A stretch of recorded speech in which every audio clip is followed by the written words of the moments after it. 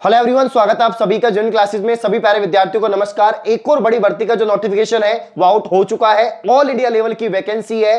KVS यानी केंद्रीय विद्यालय संगठन की भर्ती है जो हर साल आती है, लेकिन इस साल जो भर्ती आई है उसमें सर्वाधिक पोस्ट है, यानी 13,404 पद है टोटल, जिसमें अलग अलग आपके टीचिंग नॉन टीचिंग स्टाफ की जो है वैकेंसी आउट हुई है। तो कौन कौन सी पोस्ट है, कितने पद हैं, क्या इसका सिलेक्शन प्रोसेस रहेगा, एज लिमिट क्या रहेगी, एलिजिबिलिटी क्या रहेगी, सारी डिटेल मैं आपको बताने वाला हूं। फॉर्म कब से भरे जाएंगे, तो एक और जो है यहां पर भर्ती आ चुकी है। लगातार पिछले कुछ महीनों से हर डिपार्टमेंट के अंदर, चाहे वो एसएससी हो, चाहे वो बैंक हो, चाहे वो रेलवे हो, सभी डिपार्टमेंट में यहां पर भर्तियां आ रही हैं और बहुत अधिक पदों पर आ रही हैं। वैसे तो केवीएस में, एनवीएस में हर साल भर्ती निकलती है जिसमें टीचिंग वैकेंसी भी होती है, नॉन टीचिंग वैकेंसी भी होती है, लेकिन इस बार लगभग 13,404 पोस्ट पर भर्ती आ चुकी है। तो बहुत सारी पोस्ट है इसके अंदर, मैं आपको बताने वाला हूं। तो यहां पर सभी विद्यार्थियों के लिए, चाहे आप 12th पास है, चाहे आपने बीएड कर रखी है, चाहे आपने यहां पर जो है ग्रेजुएशन कर रखा है, पोस्ट ग्रेजुएशन कर रखा है, सीटेट कर रखा है या रीट कर रखी है, सभी विद्यार्थी इस वीडियो को जरूर देखें। सबके लिए बहुत इंपॉर्टेंट होने वाला है, तो एंड तक आपको वीडियो को जरूर देखना है। आइए वीडियो को स्टार्ट करते हैं। तो यहां पर मैं आपको बताना चाहूंगा, सबसे पहले केंद्रीय विद्यालय संगठन की भर्ती है। हर साल वैसे तो इसकी भर्तियां आती है, लेकिन इस साल जो है सबसे महत्वपूर्ण है क्योंकि इसमें 13,000 टोटल जो पोस्ट है, इसके अंदर जो टोटल पोस्ट है वो है यहां पर 13,404। ठीक है, 13,404 पोस्ट होने वाली है, जिसमें टीचिंग स्टाफ भी है और नॉन टीचिंग स्टाफ भी है। अब इसके अंदर जो है यहां पर पहली पोस्ट है असिस्टेंट कमिश्नर की पोस्ट है, और असिस्टेंट कमिश्नर के लिए मैं आपको बताना चाहूंगा टोटल कितनी पोस्ट है यहां पर। तो 52 पोस्ट है। कितनी पोस्ट है? 52 पोस्ट है, 52 पोस्ट है। ठीक है ना। इसके अलावा प्रिंसिपल की यहां पर कितनी पोस्ट है, सबसे पहले मैं आपको वैकेंसी बताऊंगा, उसके बाद में इसकी जो एलिजिबिलिटी है वो मैं आपको बताऊंगा।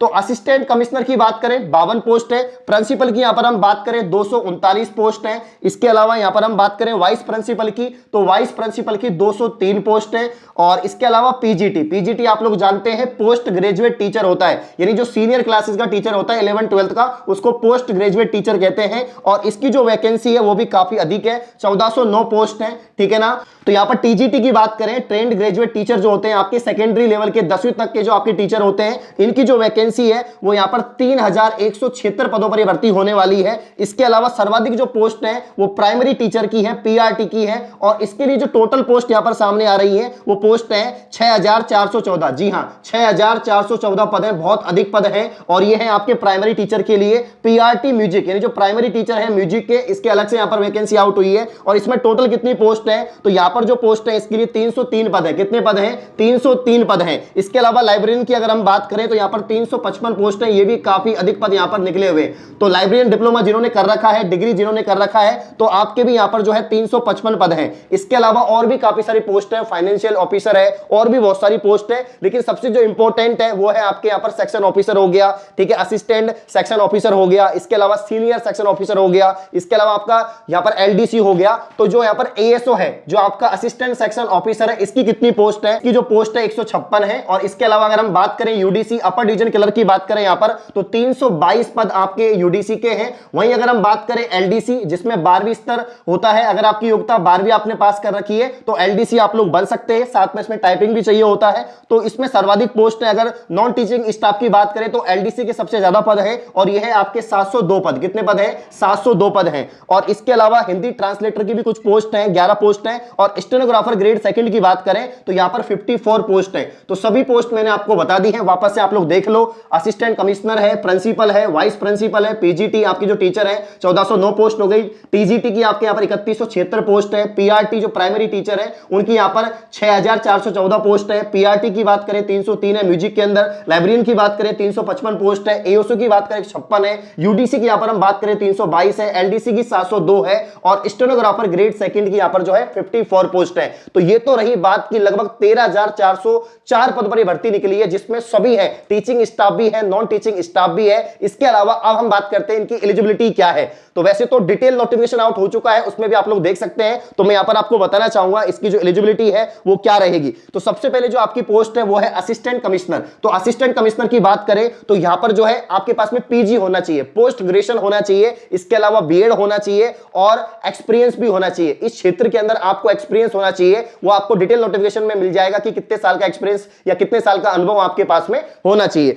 तो पोस्ट ग्रेजुएशन होना चाहिए, पीजी होना चाहिए, इसके अलावा पीजी के अलावा आपके पास में जो है बीएड होना चाहिए, और बीएड के अलावा आपके पास में जो है यहाँ पर एक्सपीरियंस भी होना चाहिए। क्या होना चाहिए? एक्सपीरियंस भी होना चाहिए। ये आपके असिस्टेंट कमिश्नर की यहाँ पर एलिजिबिलिटी है। प्रिंसिपल की बात करें तो प्रिंसिपल के लिए भी सेम ही है, प्रिंसिपल के लिए सेम ही है, पोस्ट ग्रेजुएशन आपको होना होगा। इसके अलावा आपके पास में बीएड भी होनी चाहिए। क्या होनी चाहिए? बीएड भी आपके पास में होनी चाहिए, और आप किसी ना किसी स्कूल में काफी समय से पढ़ा रहे हैं, आपको एक्सपीरियंस होना चाहिए 12वीं तक की स्कूल में। प्रिंसिपल कौन बनता है? जो सीनियर तक की जो स्कूल होती है उसमें प्रिंसिपल बनते हैं, जो काफी समय से वाक्यता है, कई साल का अनुभव है, वो बनते हैं आपके प्रिंसिपल। तो यहां पर जो है पीजी, बीएड और एक्सपीरियंस ये आपके पास में होना चाहिए। इसके अलावा वाइस प्रिंसिपल की बात करें तो वाइस प्रिंसिपल की सेम ही होता है, पीजी आपके पास में होना चाहिए, इसके बाद में आपके पास में बीएड होना चाहिए, और बीएड के अलावा आपके पास में एक्सपीरियंस होना चाहिए, काफी समय की आपने अध्ययन करवाया हो विद्यार्थियों को। तो और अलग अलग पोस्ट की यहां पर जो है एलिजिबिलिटी बताई गई है। जैसे कि अगर हम बात करें यहां पर पीजीटी के लिए क्या मांगे गए हैं,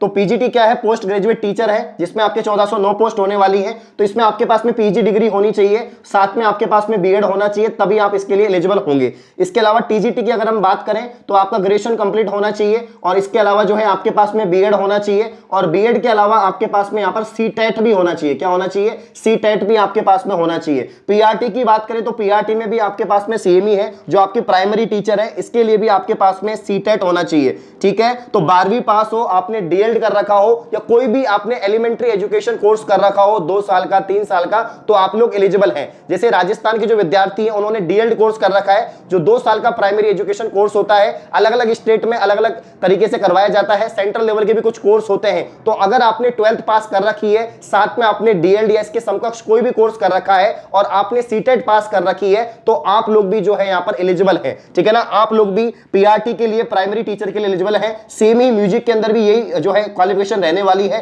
लाइब्रेरियन की अगर हम बात करें तो आपके पास में डिप्लोमा होना चाहिए। वहीं अगर हम बात करें एओसो की, यूडीसी की, एलडीसी की, इनकी क्या होगी, तो ये एक प्रकार से क्या है? नॉन टीचिंग पोस्ट है। ये नॉन टीचिंग पोस्ट है, तो इसमें बीएड नहीं चाहिए, इसमें कोई डीएलएड नहीं चाहिए, कोई भी एक्सपीरियंस नहीं चाहिए। तो इसकी एलिजिबिलिटी क्या होगी वो मैं आप लोगों को बता देता हूं। तो एएसओ की अगर हम बात करें, असिस्टेंट सेक्शन ऑफिसर की बात करें, इसके लिए ग्रेजुएट होना चाहिए। क्या होना चाहिए? स्नातक होना चाहिए, ग्रेजुएट होना चाहिए। और इसके अलावा यूडीसी की बात करें, इसमें भी ग्रेजुएट ही मांगा है आपके, और एलडीसी की बात करें, इसमें 12वीं पास मांगा है। अगर आपने 12वीं पास कर रखा है, अगर आपने 12वीं पास कर रखा है, साथ में टाइपिंग की आपको नॉलेज है, टाइपिंग आपको आती है, तो आप इस भर्ती के लिए एलिजिबल हो जाएंगे। वापस से बता देता हूं, एएसओ के लिए ग्रेजुएशन है, यूडीसी के लिए भी ग्रेजुएशन है, और एलडीसी के लिए आपके पास में 12वीं पास योग्यता होनी चाहिए, साथ में टाइपिंग आना चाहिए। कोई भी डिप्लोमा डिग्री नहीं चाहिए, सिर्फ 12वीं पास होना चाहिए। टाइपिंग आपसे करवाएंगे। कोई भी एलडीसी की भर्ती हो, चाहे वो राजस्थान में हो, या एसएससी डिपार्टमेंट ले, या केवीएस ले, एनवीएस ले, सभी के अंदर टाइपिंग तो होती है। तो ये क्वालिफिकेशन आपकी रहेगी। वहीं अगर हम स्टेनो की बात करें तो स्टेनो आपके पास में होना चाहिए, स्टेनो आप लोग सीखे हुए हो, और इसके अलावा 12वीं पास आपकी योग्यता रहेगी। तो ये सारी योग्यता मैंने आपको बता दी है, जितनी भी पोस्ट है।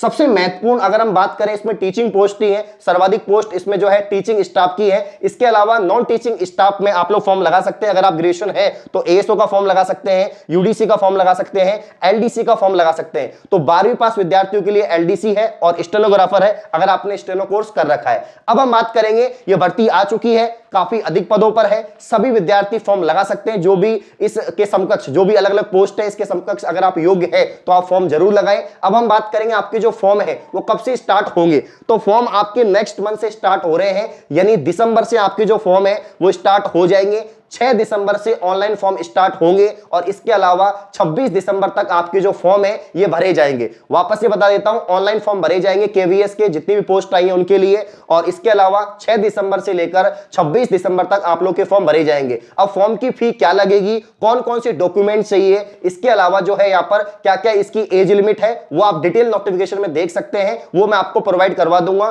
जेन्युइन क्लासेस का ऑफिशियल टेलीग्राम है, वहां पर आपको मिल जाएगा। इसके अलावा मैं आपको बता देता हूं उसका सिलेक्शन प्रोसेस क्या है, आप लोग सभी जानना चाहते हैं। तो भाई जनरली वही रहता है, क्योंकि ये भर्ती ऐसी है, हर साल आती है। आप सभी को पता है केवीएस के जो पद है हर साल आते हैं, एनवीएस जो नवोदय विद्यालय है उसके भी हर साल आते हैं। तो इसमें आप लोग जानते हैं कि भाई जो असिस्टेंट कमिश्नर है इसकी क्या सिलेक्शन प्रोसेस रहेगा। तो इसमें इंटरव्यू होती है, ठीक है ना। तो इसमें पहले रिटन एग्जाम होगा, उसके बाद में फिर इंटरव्यू होगा। तो अलग अलग पद की अलग अलग यहाँ पर सिलेक्शन प्रोसेस रहेगा। जैसे अगर हम एलडीसी की बात करें तो एलडीसी में रिटन पेपर होता है, उसके बाद में आपका टाइपिंग टेस्ट होगा जिसे हम स्किल टेस्ट कहते हैं। तो इस प्रकार से अलग अलग पोस्ट की अलग अलग यहां पर सिलेक्शन प्रोसेस है, जो आप संबंधित इसका जो डिटेल नोटिफिकेशन आया है उसमें देख सकते हैं। तो बहुत बड़ी भर्ती है। जो भी विद्यार्थी जिस पोस्ट के लिए एलिजिबल है फॉर्म जरूर लगाएं। 6 दिसंबर से फॉर्म स्टार्ट हो जाएंगे। और इस प्रकार की और वीडियो पाने के लिए आप चैनल को सब्सक्राइब करें। धन्यवाद।